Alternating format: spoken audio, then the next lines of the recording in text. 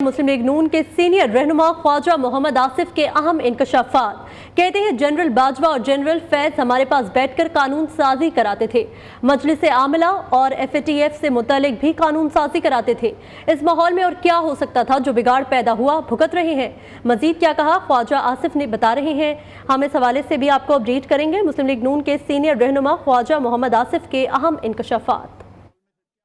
मैंने अभी एग्जाम्पल दिया है कि हमने ये कोशिश अपोजिशन में भी की थी, लेकिन हमें हमारा हाथ जो है झटक दिया गया था।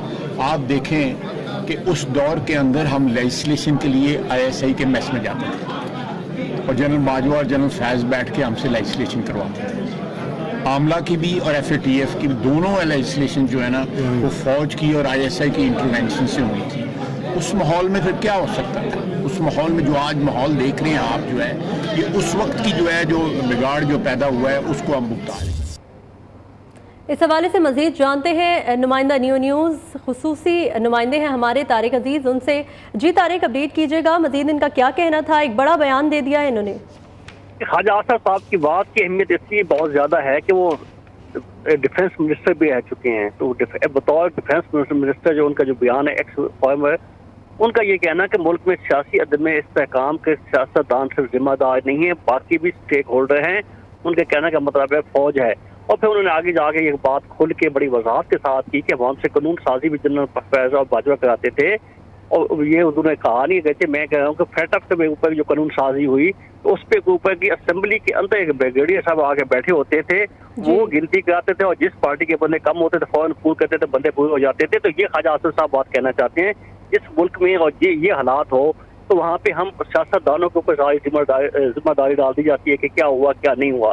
तो ये दोनों कानून साजियाँ उन्होंने कहा कि ख्वाजा आसिफ साहब ने कहा कि हमें कराई गई थी। इस माहौल में इसके ज़्यादा हम मुस्लिम लीग नून ने कोशिश की है कि जितना डिलीवर कर सके उन्होंने कोशिश की, उन्होंने किया है। ताहम जो हालात थे वो उन्होंने बयान कर दिए हैं, उसकी वजाहत भी कर दी है कि हम कैसे इस हुकूमत को चलाया जा रहा था, हमारे ऊपर किस किस्म के प्रेशर था, किस किस्म के दबाव थे, किस किस्म के हमें जो है वो मुश्किलात का सामना था। जी तारिक, ये बताएगा कि कानून साजी जो बुनियादी तौर पर पार्लियामेंट का काम है उसके अंदर फौज का नाम बीच में आना, किस तरफ जा रहा है मामला? जी यकीनन ऐसा होना नहीं चाहिए, आना नहीं चाहिए था। ताहम अगर ऐसा हुआ है तो ख्वाजा आसिफ साहब जो है वो डिफेंस मिनिस्टर भी हैं, पाकिस्तान मुस्लिम लीग नून के सीनियर रहनुमा भी हैं, 7 दफ़ा MNA हुए हैं। तो उनकी बात की अहमियत है। ये बदकिस्मती है कि एक पाकिस्तान के सीनियर सियासतदान ने आज ये आके मीडिया पे लाइव कह दिया कि जो है कानून साजी जो हमसे वो कराई जा रही थी, जो हालांकि ये तो बुनियादी तौर से असेंबली पार्लियामेंट कानून साज इदारे का हक है। इसका मतलब ये हुआ वो कि हमारे जहाँ जो इदारे हैं, पार्लियामेंट हैं, कानून साजी यहाँ होती है, वो अपना काम नहीं कर सकते। तो शायद जी ठीक है तारिक, बहुत शुक्रिया आपका।